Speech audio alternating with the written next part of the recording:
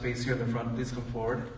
I don't bite, even though I'm a Giants fan. I'm not going to stir up any controversy. Please come forward. Jaya Radha Madhava Kunja Vihari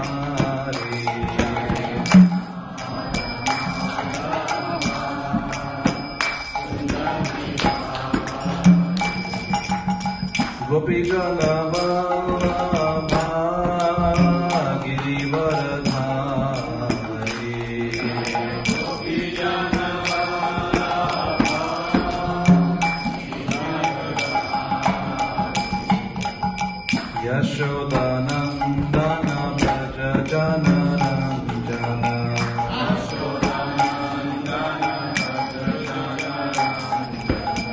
Yashodanandana Jana Ranjana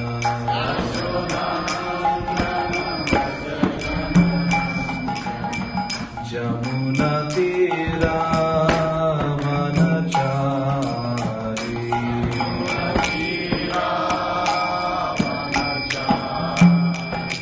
Jaya Radha Madhava Kunja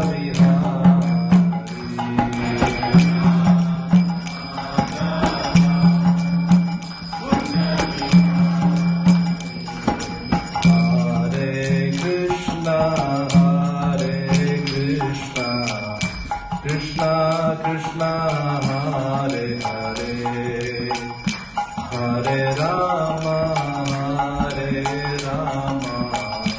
Rama Rama Hare Hare Hare Krishna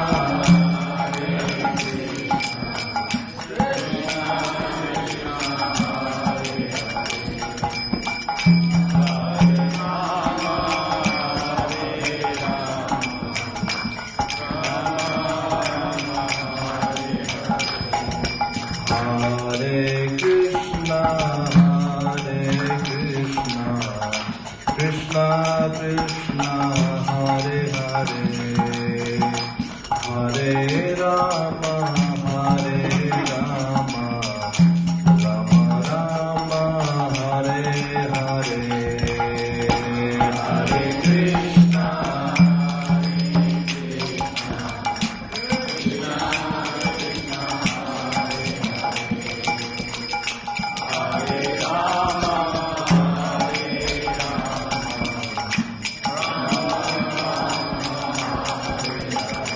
Jaya Prabhupada, Jaya Prabhupada, Prabhupada,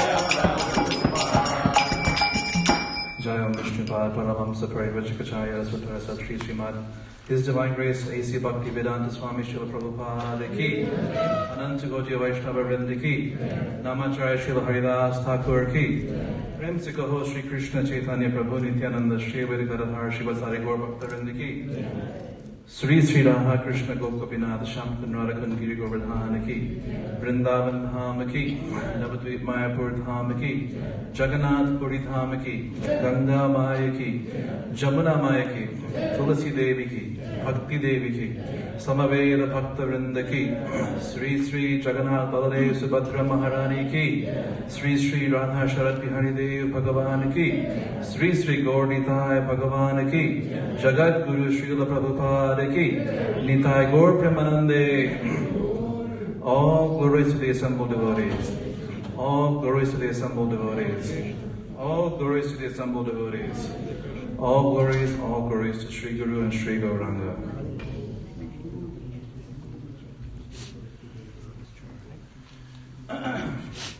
Thank you all for coming this evening. This evening and every day to the Hare Krishna Temple, the Krishna Temple here in Philadelphia. I especially would like to thank His Grace Vishnu Prabhu for kindly being here and presiding over the festivities and giving us the opportunity to do some service. Special thanks to all the Radhakrishna, Kaivaldas Prabhu Mahajan and Mother Vikukshi and their entire family for inviting us to Philadelphia today. Hopefully we can try to come more often, because it's a beautiful temple here. It's my first time here since the building was built, so it's a very nice facility we have here now. And it's an appropriate place for us to glorify the Supreme Lord. So I was originally intending to speak something from Bhagavad Gita, which is, I understand, the tradition here on Sundays. But I was requested by Dronacharya Prabhu to speak something on Lord Chaitanya, so we will shift gears a little bit, but not shift our consciousness. The appearance day of Sri Chaitanya Mahaprabhu is one of the, I guess, the most significant days in the Gaudiya Vaishnava calendar, if not the most significant. The Gaudiya Vaishnava calendar actually begins from Gaur Purnima onwards. Like we have before Chaitanya and after Chaitanya. That's, for us, this is what it is. Because according to Srila Prabhupada, the golden age of Kali Yuga, meaning where the effects of Kali Yuga will not be felt as much. If we read in the 12th canto of Srimad Bhagavatam, the description is pretty heavy of what Kali Yuga will be like, of how the intelligence of humankind will be so degraded, and there'll be just suffering and suffering on all sides. But since the advent of Chaitanya Mahaprabhu for the next 10,000 years, of which 534 years have passed, so for another 9,400 some years, we will be in the golden age. Means that the effect of Kali Yuga will not be felt, thanks to the mercy of Sri Chaitanya Mahaprabhu. So this is not something that was by chance. You know, it's very easy for someone to now say that so-and-so is an avatar of God. It's very easy. It's very common actually. In India, it is so common that in India, any famous personality is there, you will expect the temple to be built for that person. Even our, esteemed President of the United States, he has a temple or 3 in India. Politicians, movie stars, it's very easy to become God. However, that is not the conclusion of the Vedas. In the Vedas, it is very clearly described that the personality of Godhead has very specific characteristics and very specific activities. And most of us know in the Bhagavad Gita what Lord Krishna's definition of the avatar of God should be doing, right? In the 4th chapter, and of course, if any of you know the verses, please sing along with me. In the 4th chapter of Bhagavad Gita, Sri Krishna says, Yada yada hi dharmasya glanir bhavati bharata abhyuthanam dharmasya tadatmanam shrijamyaham. Right? Sri Krishna says that whenever and wherever there's a rise in irreligion, yada yada hi dharmasya glani.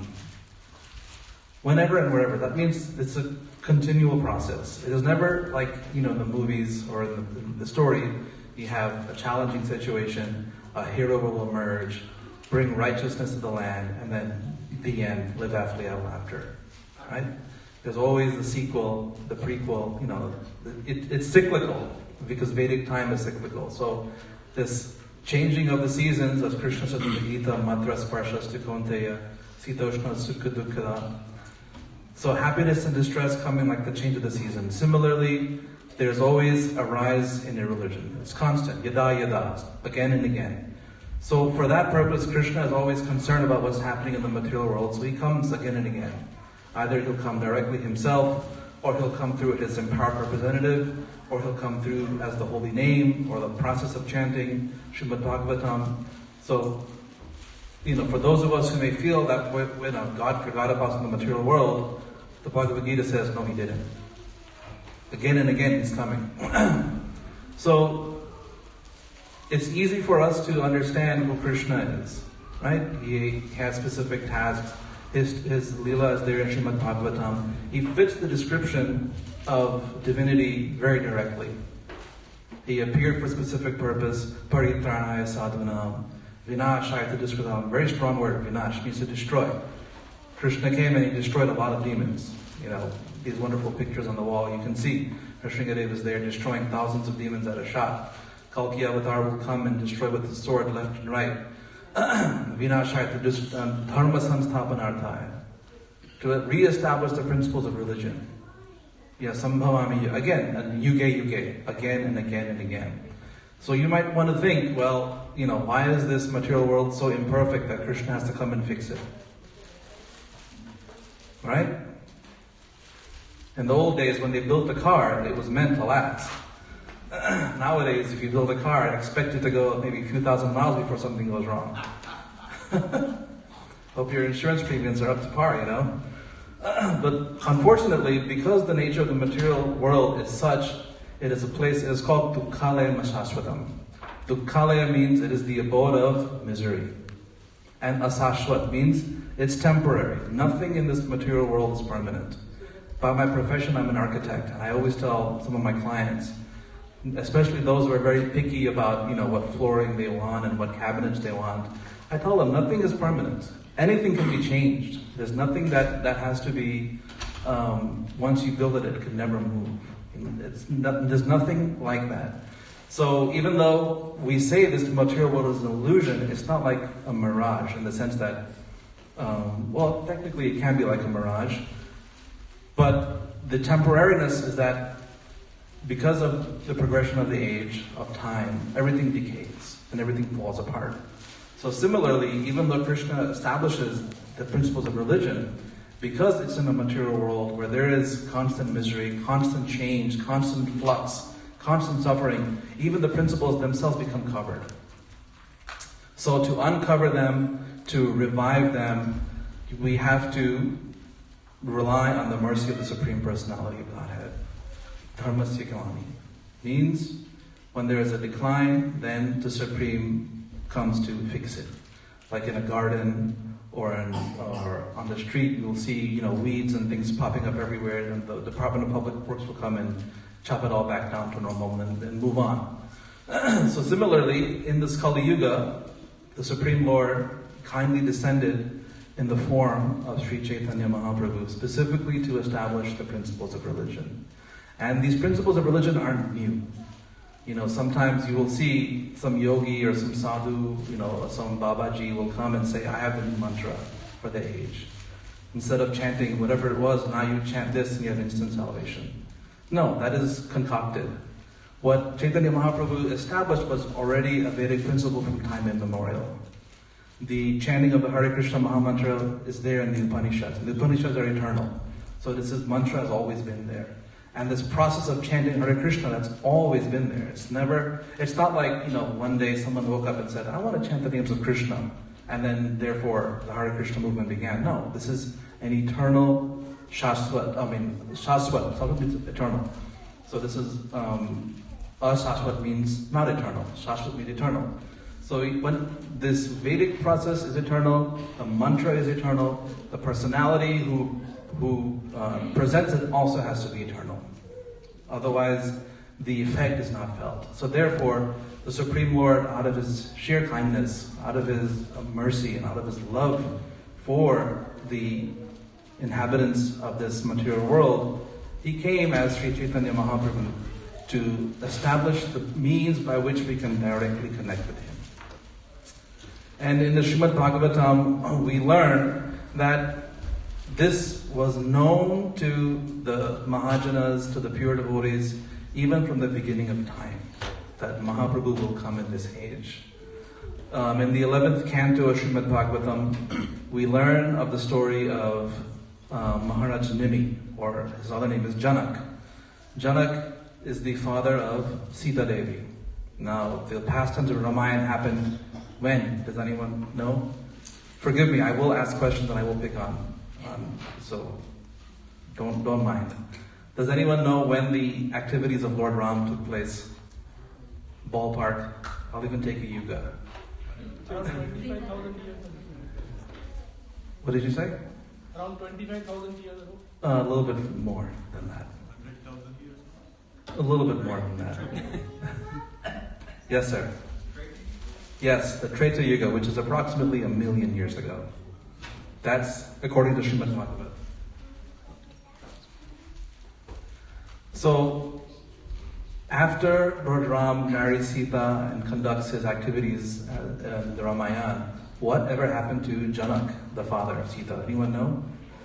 So in the 11th canto, we learn what happened. He peacefully conducted his activities in the kingdom, and one time he decided to organize a seminar for understanding how to worship the Supreme Lord, how to understand the principles of bhakti.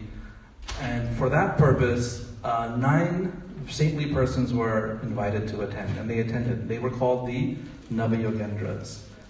And they were the sons of Maharaj Rishabdev, the Supreme Personality of Godhead. Now, those personalities came from the previous age, Satya Yuga.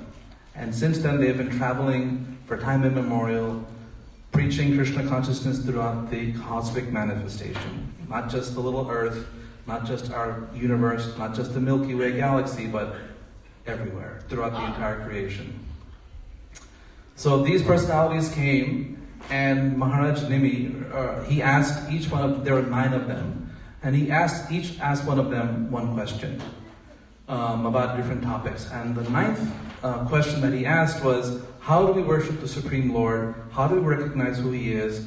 And how do we worship Him in each of the ages of time? Satya Yuga, Treta Yuga, Dwapar Yuga, and Kali Yuga. So the response was, in the Satya Yuga, the first age, where it's all mode of goodness, the Supreme Lord is in a whitish complexion, and He is known by different names like Narayan and so forth, and He is worshipped through the process of dhyan, meditation. And that of course made sense, because in the lifespan in Satya Yuga was around 100,000 years, and so people had time.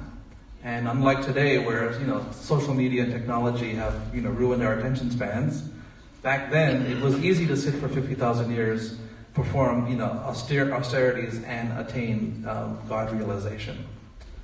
Then the sage, his name is Karabhajana Muni, he said in Treta Yuga, the Supreme Lord has a reddish complexion, and He is worshipped by the name of Yajna. And the means to worship the Supreme Lord was fire sacrifice. So for fire sacrifices, you need to have a lot of wealth and a lot of means. And the lifespan was 10,000 years, therefore you could sit for 1,000 years and have a grand yajna and chanting Vedic mantras and offering oblations of so many types, and if you were doing everything properly and correctly with full faith, the Supreme Lord would manifest and give everyone self-realization. Then Sant Karabhajana Muni says, in Dwapar Yuga, the Supreme Lord comes in a blackish complexion. And He is known by so many beautiful names like Vasudeva, Shamsundar, Govinda, Krishna. And He is worshipped through the process of deity worship. And deity worship, of course, there were so many temples, but the deity worship means practically worshipping the Lord's form. So you can read in the 10th canto Srimad Bhagavatam and in many other places, so many wonderful descriptions of the Lord's beauty. How the Lord is dressed today, how the garland is draped and gracefully falls down His chest, and how His hair has beautiful curls, and there's a nice peacock feather, and He's standing, at the bank of the rivers holding the flute. That is a deity worship. Where you're constantly meditating on the form, the physical form of the Supreme Lord. But then the question came, what happened in Kali Yuga? What happens now? So Sant Karabhajana Muni, he recited a very famous verse. I forgot to bring a book, and I asked for a book. So forgive me, I have to use my phone for this purpose. Those of you who know it, please do sing along. Krishna Varnam Tvisha Krishnam Sangopangastra Parshadam Yagyai Sankirtana Prayer Yajanti Sumedhasa. So he says that the Supreme Personality of Godhead comes down, incarnates in this Kali Yuga, doing one specific thing, Krishna Varnam. Krishna Varna means He is always chanting the names of Krishna. Then he says, Tvisha Krishna. Tvisha means He is very beautiful, lustrous, very attractive. And then the next important word is Akrishna. Akrishna has 2 meanings. First meaning is He is the syllable means the opposite of, or not. So the first meaning is Krishna, meaning he is not blackish. He comes in a golden color. And the second meaning is Krishna means he is not coming as the Supreme Lord. He is coming as a devotee, the opposite. And it's very, very, very, important for us to understand this point. How and why the Supreme Lord chose to come in a way that does not give any, awe and reverence, and does not give any sort of appearance of divinity. It's a very, very, if you can understand this point, then it's very clear you're going to go back to Godhead. Because it is not, in the Bhagavad Gita, Krishna says, avajananti mam buddha, manushim tanumashrita. Fools deride me when I come in the human form. And that's when Krishna comes, with 4 arms and 2 arms and plays the flute and Sudarshan Chakra and knocking people's heads off. At that point, Krishna says, avajananti mam buddha. But when Krishna comes as a devotee, it is very significant because he is practically teaching directly how to worship himself. And that is the best way for us to learn how to go back to Godhead, is seeing how Krishna himself does it. Sometimes in a factory or some business, like the head chef of a restaurant, he'll come and teach you, okay, we're going to make this one dish today. And and he'll bring this ingredient, that ingredient, show perfectly how to make it. And then he says, okay, now you emulate it. That is what the Supreme Lord has done. By coming in this unique form as Sri Chaitanya Mahaprabhu, he's shown exactly, very specifically, what you need to do to worship Krishna in such a way that you will go back to Godhead. So the first words were Krishna Varna, constantly chanting Krishna's name. And in Kali Yuga, if we can do even that much, that's considered, high in terms of spiritual advancement. To be able to use all of our time in thinking and remembering and chanting Krishna's names. But thankfully, Krishna didn't come alone, so he brought his associates with him to give us help. And what were those associates? Sangopang Astra Parshadam. The Sa'anga means the direct limbs of the Supreme Lord, the direct expansions. And who is that expansion? Does anyone know? Anyone? The expansion of the Supreme Lord? Jai Shri Nityananda Prabhu ki. So Nityananda Prabhu, the first expansion of the Supreme Lord, as Balaram, he's come as Sri Nityananda Prabhu. And we just observed his appearance today, and he is even sometimes more merciful than Chaitanya Mahaprabhu because he brought the mercy of Mahaprabhu to the lowest fallen persons, right? Jagai and Madhai, and to so many other types of low people. So he comes with these persons who will extend the Supreme Lord's mercy out to as many persons as possible. Not only persons, animals, living entities, everyone. So Sangopanga, Upaanga. Upaanga means the secondary expansions. Does anyone know any of the secondary expansions of the Supreme Lord? Anyone? Close is Advaita Acharya. Right? Then we have the Sangopanga, then the Astra. Okay, this is an easy one. What is the Astra of the Supreme Lord in the Kali Yuga? Hare Krishna, Krishna Krishna, Hare Hare, Hare Rama, Rama Rama, Hare Hare. This is not a Sudarshan Chakra we're talking about, but the power is more than the Sudarshan Chakra.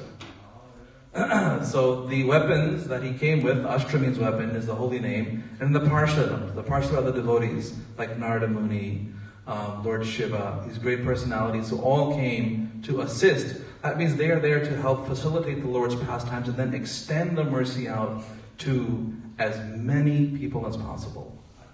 And of course, now we have technology. Now you can live stream anything, and now just through the media of technology we can do so much. But 500 years ago, if you could find someone to take a letter for you across, the country was a big deal. There was no post service back then.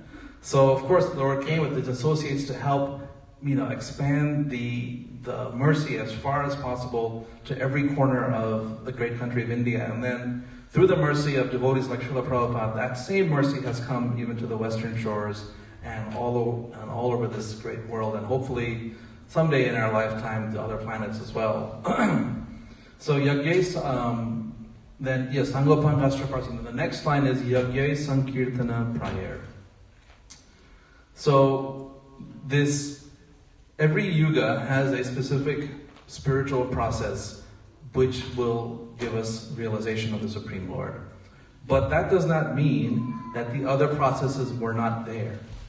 That means one process was more prominent or more direct to achieve or attain that Godhead. So in the Satya Yuga, the process of meditation was the prominent process. Talk about the fire sacrifices and all the different rituals and things and required. The names of the Supreme Lord were always there in the Upanishads and other places. You see the mantras are there, and they were chanted.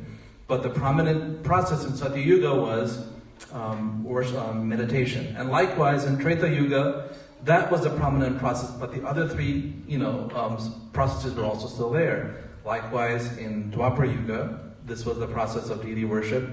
The other three were there. And currently, of course, in Kali Yuga, the Sankirtan process, worship, chanting the holy names, is the established method of going back to Godhead. Yagya Sankirtana. So this Sankirtan movement is a yagya, it is a sacrifice.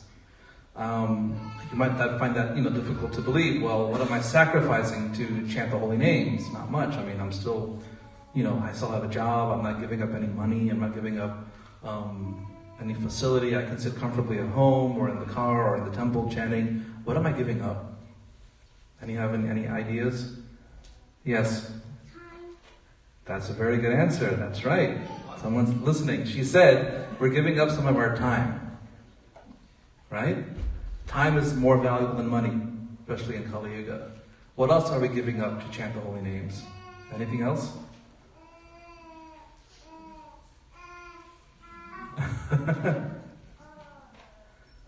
Yes, we have to also give up our sense of pride. No, not crying. Crying is what we have to do. She's teaching us what to do. We have to give our sense of pride. Right? Amanina mananena kirtaniya sadahari. If anyone is feeling disturbed by the child chanting, that's your pride talking. That's not you talking, it's your pride talking. So that's a very important thing that we have to sacrifice, is our ego and our pride to chant. Because we're not doing this to show off that, look, I am a great devotee. Okay, many of us, when we come to the temple, we think, okay, today I'm going to wear the green dhoti with the nice pink border, and it's going to have matching peacock feathers. Right, gentlemen? Sometimes we think about those things, yeah? Mataji's, we're always wondering what sari will go today. Maybe my sari will match the deity's clothes. Oh, that would be so auspicious. Right? There's that level of pride, oh, my bindi will match Radharani's bindi. We must have the same, these are the things we think about. And that's pride. Because I'm thinking, how can I benefit? Or how can I make myself stand out? But to chant the holy names, we have to sacrifice that. We have to be able to put everyone and everything in front of us. Amanina mananina. Turnadapi sunichena. Taror iva saheshnana. Amanina mananina kirtaniya sadhari. So this Sankirtan Yagya that Chaitanya Mahaprabhu established also has rules. These are the rules. We must be more tolerant than a tree, right? More humble than a blade of grass. Ready to offer all respect to others. In such a state of mind, one can chant the holy name of the Lord constantly. Right? There's a connection, Krishna Varnam. And this is how you do it, by chanting in this way. We sacrifice our pride, we sacrifice our time. Time is very important, that's very valuable to us. Yeah, we might have to sacrifice fun sometime and get to pay a toll or a subway fare to come here, but that's okay. We also have to sacrifice our intelligence. Because for us to accept a process this simple can give us the greatest salvation, it's not very easy to accept. There, especially in India, where this process was originated from, there's always questions about, well, are you sure I can go to Godhead just by chanting Krishna's names? Are you sure I shouldn't be shaving my head and wearing funny clothes and sitting in an arena and doing this and that? Are you sure I should not be learning a more complicated mantra? I mean, these are 3 easy words. Children can say it. There should be something more out there. But no. I mean, Srila Prabhupada in the purport of the Mahamantra says it's so easy that even a child can chant the holy names. Animals can chant the holy names. But in that simplicity lies the complexity of spiritual life. So for us to be able to understand and appreciate that, we have to sacrifice our material intelligence. And that's why the last line of the verse is, Yajanti hisu medhasa. Yajanti means those who are taking part in the yajna. Are who? Su medhasa. Medhasa means those who are intelligent. Those who are really intelligent. So we have to sacrifice our material intelligence or our material expectations so that we can use our spiritual intelligence to chant Krishna's names. Bhaja Govindam, Bhaja Govindam, Govindam, Bhaja Murdhamate. Sripad Sankaracharya, the first Jagat Guru of the world. This is what he says. He says, you fools, you must worship Govinda, Bhaja Govinda. He says it 3 times. In Vedic language, if you say something 3 times, it's truth. So Bhaja Govindam, Bhaja Govindam, Govindam Bhaja Murdhamate. Why? Samprapte sannahite kale. Whatever you have achieved by reading books, by acquiring degrees, PhDs, book studying, material, skills, your skill set, none of that will save you at the time of death. Nothing. So those of you who are pursuing PhDs, please continue to do so. But just remember, at the time of death, it's not going to help you. If it helps you help ISKCON devotees facilitate Krishna consciousness, please go for it. But at the ultimate time of death, it's not going to save you. How many of you have heard that little story of the scholar and the boatman? Anyone? So the scholar was so proud of his knowledge, but something simple as swimming, he didn't know, and only his coat was saved, So when we're so, callous about the basic necessity of human life, which is trying to understand this self, and trying to understand our origin, and trying to understand our goal, we get lost in the quagmire of material existence. So the Vedanta Sutra, the first line of the Vedanta Sutra is Atato Brahma Jigyasa. Atato means now. So the Vaishnava Vedic commentators say that now means now that I've attained this human form of life, my responsibility is to Brahma Jigyasa, understand the absolute truth. And the second line is Janmad Asya Yataha. It has 2 meanings. First meaning is the absolute truth is from which everything has emanated. Second meaning is I have taken birth in this human form of body for this purpose, which is to understand the absolute truth. That is real intelligence. Srila Prabhupada, I looked it up in Google the other day. Google is the 5th Veda, for anyone who didn't know. So the Prabhupada had given a very nice conversation in Australia with devotees about intelligence. And the last line he said in the conversation is, surrendering to Krishna is the real intelligence. Now, that's, easier said than done. How many of you heard the story of Bali Maharaj? Right? Bali Maharaj, he conquered the entire material universe. He was ready to conquer it all. And when the Supreme Lord came and said, I want 3 steps of land, what did Bali Maharaj have to do? He had to give up everything. He couldn't keep anything that he conquered. But he was so joyful, and when he did that, because he had the mercy of the Supreme Lord. So when we surrender, when we use our intelligence, we have to use it for the right purpose. So for us to sacrifice our material intelligence for the sake of Krishna consciousness, for the sake of practicing devotional service, then yes, that is yajanti isu medhasa. In the Bhagavad Gita, Krishna talks about this in the 10th chapter. Right? Aham sarvasya prabhavo matta sarvam pravartate iti matva bhajante mam buddha bhava samandita. Buddha means intelligent. What are they doing? Iti matva bhajanti mam. They know Krishna, the supreme absolute truth. They know everything emanates from Krishna. They know Krishna, the source of everything. So, in that consciousness, they're able to worship the Supreme Personality of Godhead. Buddha bhava samamita. Right? Then in the next verse, Tesham sadadayuktanam bhajatam priti purvakam tadami buddhi yogam nam yena mam upayanti de. So those who are intelligent, they have accepted Krishna. They want to worship Krishna. Krishna himself gives the intelligence. He gives the means by which you can come back to him. And that is what he did as Sri Chaitanya Mahaprabhu. So Krishna gave the formula, and as the good professor, he came and he did the experiment himself. So he showed exactly how to do it. That is Sri Chaitanya Mahaprabhu. Tesham sadadayuktanam bhajadam priti purvakam. Priti purvakam. So that is the, again, if we're talking about Sankirtan Yagna, we have different rules that we have to follow, right? We have to sacrifice a few things, we have to give up some time, we have to give up our intelligence, we have to give up our pride, but then we have to do some things else. What is that? Priti purvakam. We have to worship the Supreme Lord with priti, with love.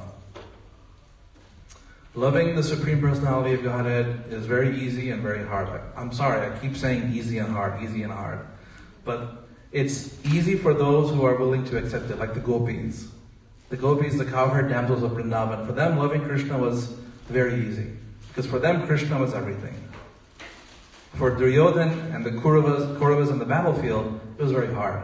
Krishna was their cousin, and they could not show any affection for him. Why? Because they had these obstacles in the way. Their intelligence, their pride, their possession, their ego, that all of these things came in the way of their ability to love the Supreme Lord. They saw him, they interacted with him, because that love factor wasn't there. They unfortunately could not, escape the course of nature. So priti purvaka. So when we worship the Supreme Lord with love, intelligence automatically comes, because Krishna is providing that intelligence. Tadami buddhi yogam tam. So, in the Gita, Krishna gives a very nice set of formulas, and he gives a very nice set of equations that you can follow, and then the results are also given as well. Right? Ananyas chintayanto mam ye jana puripashtet tesham nityabhyuktanam yogakshemam vahamyam. If you sacrifice your intelligence, if you sacrifice your time, you sacrifice your energy for Krishna, so if there is any void left in your life because of these sacrifices you make, Krishna will fill it in. He says, I preserve what you have and I'll provide what you lack. So, does that mean if I give $1 every day, Krishna will put 2 in my pocket? I wish, right? That's because I'm not so intelligent or Krishna conscious. But for all of you saints in the room, what does Krishna do? He gives you the intelligence by which you see that, what are my priorities? He sets your priorities for you. He gives you your priorities. So then you realize that $1 I'm giving on Sunday for the deities and the bhoga and whatever, that's actually doing much more there than in my pocket. That's intelligence. And that is what Krishna gives. And those are the persons who are qualified to chant Krishna's names. Now, does that mean that those of us who are skeptical should not? Anyone? No. That's the beauty of this process, that it's open to everyone. But for those who actually do this Krishna conscious process with intention, with purpose, with desire, that is the medasa. That is where your spiritual life begins. I intentionally will use my time to worship the Supreme Lord. And I will follow the process that was given by the Supreme Lord as Sri Chaitanya Mahaprabhu to execute that worship, which is chanting the holy names. Kalaya dosha nidhe rajan asti eko mahanvira kirtanadeva krishnasya mukta sangha param rajat. Mukta sangha. So this is what Narada Muni is telling Maharaj Yudhishthira. He says, the Kali Yuga is an ocean of faults. Kalaya dosha nidhe rajan. So nidhi means ocean. And dosha means faults. So this Kali Yuga is an ocean of faults. There's nothing, Nothing can happen in this material world without someone saying there's something wrong with that. Right? No matter what you do, no matter how hard we try to please somebody, there's always going to be someone saying, well, he should have given me that extra puri on Sunday. There's always going to be fault. This is Kali Yuga.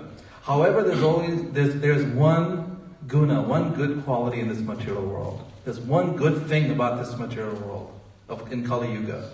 And that is what? Kirtana Deva Krishnasya. The process of chanting Krishna's names is such mukta sangha samachara, such that you immediately get yourself in the association of the muktas, the divine, the devotees. And those of us, we all can feel it when we chanted today in the kirtan. I don't know if anyone was feeling, kind of sad or, depressed or, upset. Wow, this kirtan is going on. Oh my God, it's affecting my mind. No, everyone was feeling happy. Everyone's feeling joyful. That is mukta sangha. Because we're all chanting for the right purpose, with the right intent. It's easy for us to just put our headphones on and just, yak away whatever song is playing. But when you're chanting Krishna's names, you know who you're chanting to. You know who you're chanting for. You know what you want to achieve from this chanting. So therefore, if the intent is there, you're using your intelligence. Yajanti isu medasa. So this is the process of Krishna consciousness. It's a process of intent. We are here as devotees making the intent that we want to make the effort to go back to Godhead. And whatever our shortcomings may be there, if we are serious and if we are enthusiastic in our determination to serve the Lord, Krishna will fill in the blanks and make it that much, make the process that much sweeter and that much nicer. Sarvam kirtayantamam yatantascha dritavrita. No, sorry, not that verse. There's one verse where it says, it's joyfully performed. Tushyanti cha ramanti cha. So, like the Matajis who are there making garlands, they're not so depressed making garlands right now. I don't think so. No one is thinking, oh my God, I wish I was watching the baseball game right now, They're happily doing the service, and that's the thing. Krishna consciousness is so nice. It's so pleasing. It's so joyful. It's very nice to perform. No one ever says, man, I don't want to do my service. Oh my God, this is so miserable. It may be tough sometimes to come here on a Tuesday morning to offer Mangalarti. I get it. But after you do the service, it becomes, wow, I'm so glad I came. It's like the best thing. I was this close to Lord Jagannath all day, So, if we are worshiping Krishna consciousness with our intelligence, that means we are, intentionally giving our desire, giving our time, giving our intelligence, giving our facility to worship the Supreme Lord. What is that beautiful bhajan? Manasa deha geha jo kiju more, arpelo tua pade nanda kishore.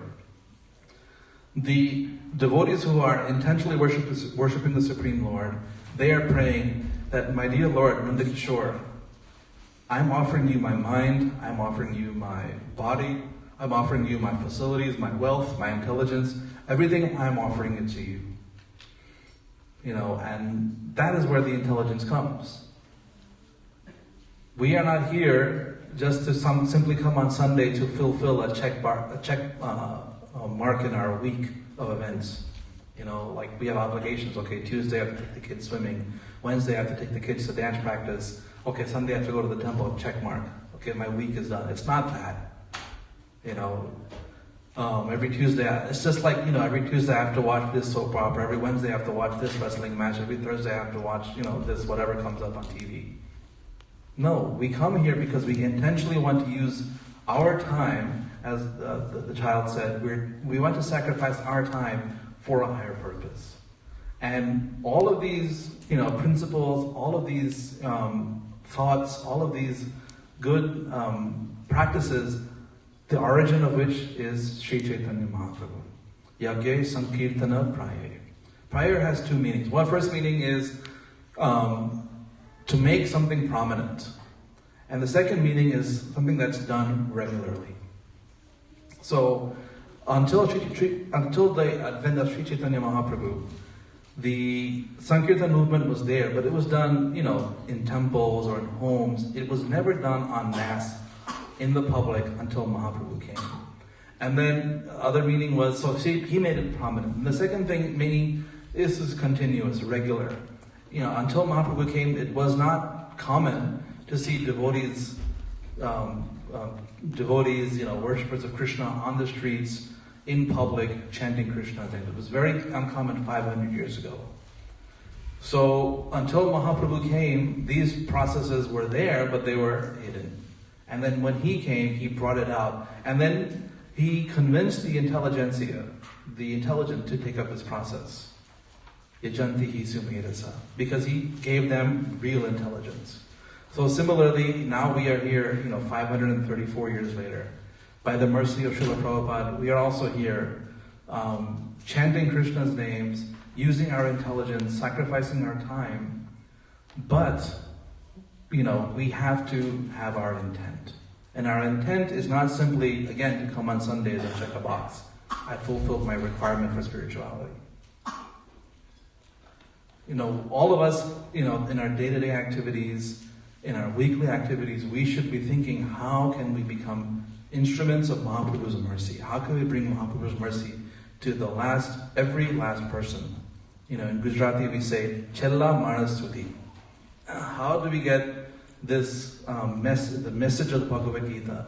How do we get the loving, merciful vibration of Lord Chaitanya Mahaprabhu's name, of Lord Krishna's name, to every last person?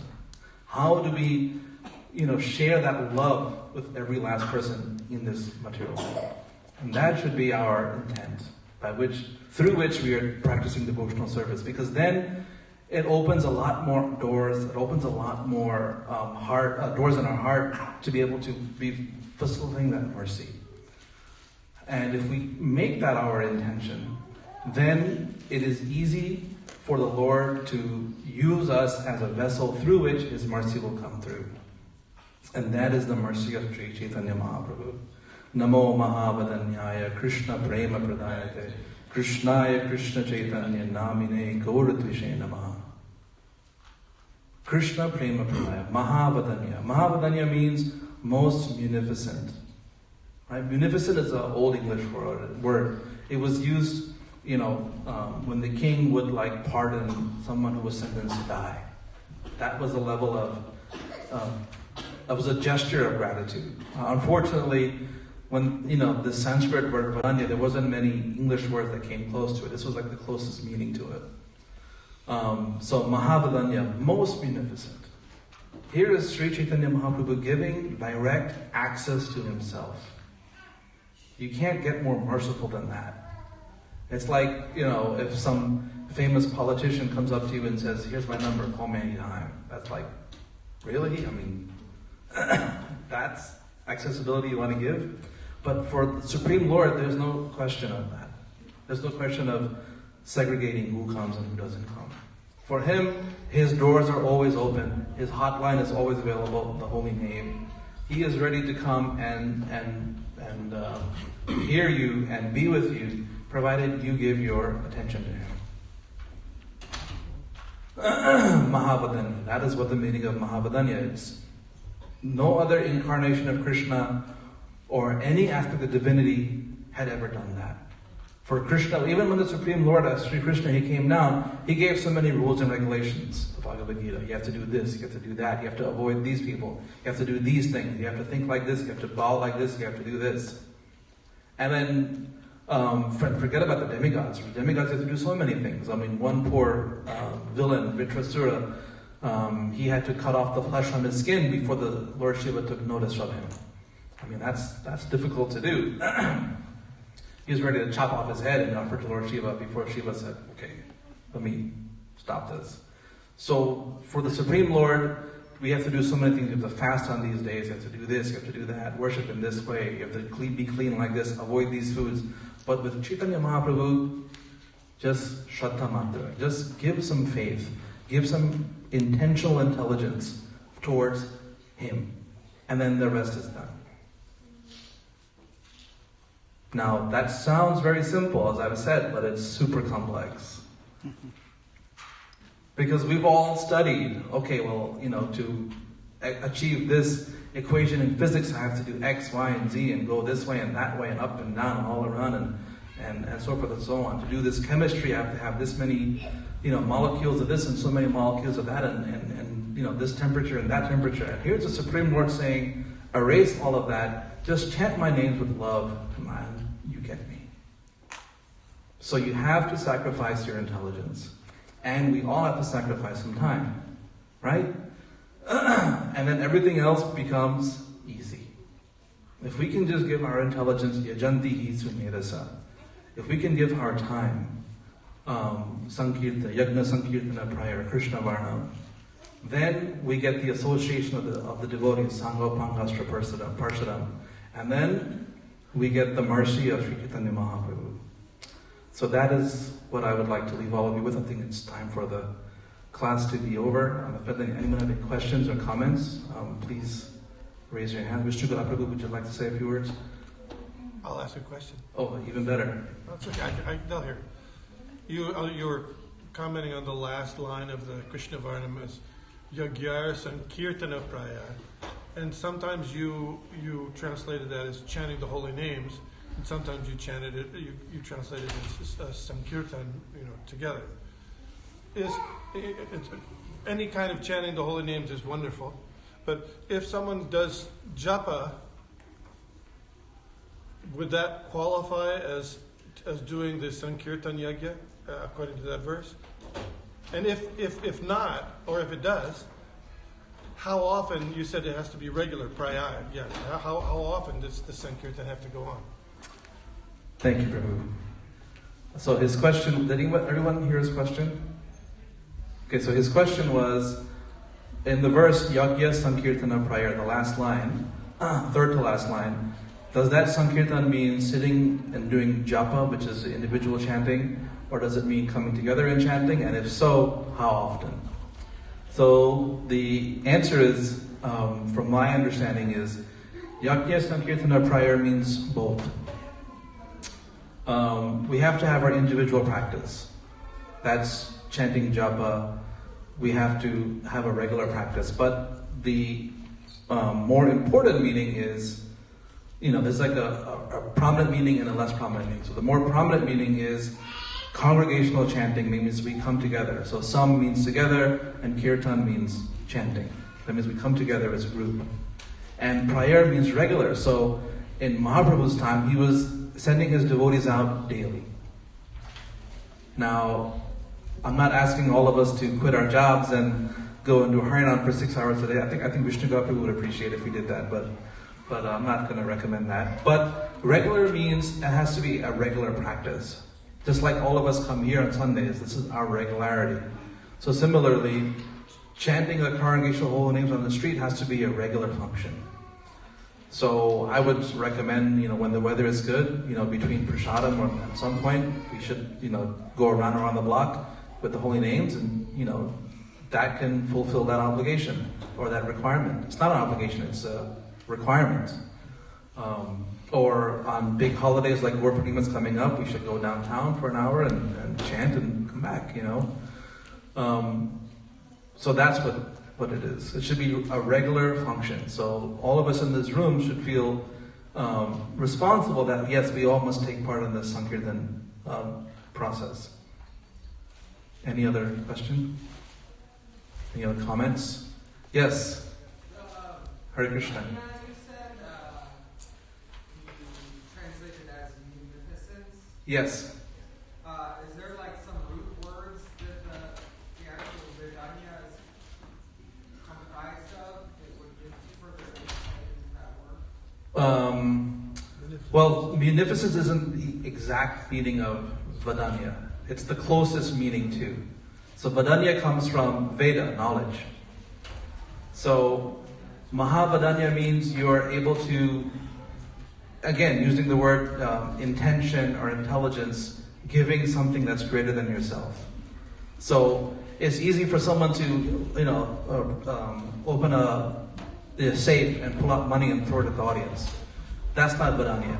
But when you intentionally go around saying, hey, this is for you, this is for you, this is for you, that's Vedanya. Like Danya is No, Tanya, that's DH. So we're talking about Vadanya. So the first syllable is Vada, that comes from Veda.